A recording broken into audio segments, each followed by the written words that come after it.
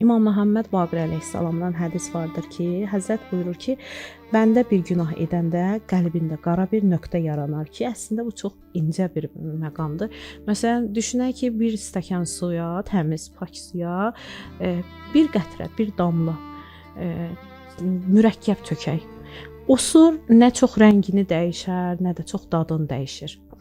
Məsələn, zərurət halında hətta o sudan istifadə eləmək olar.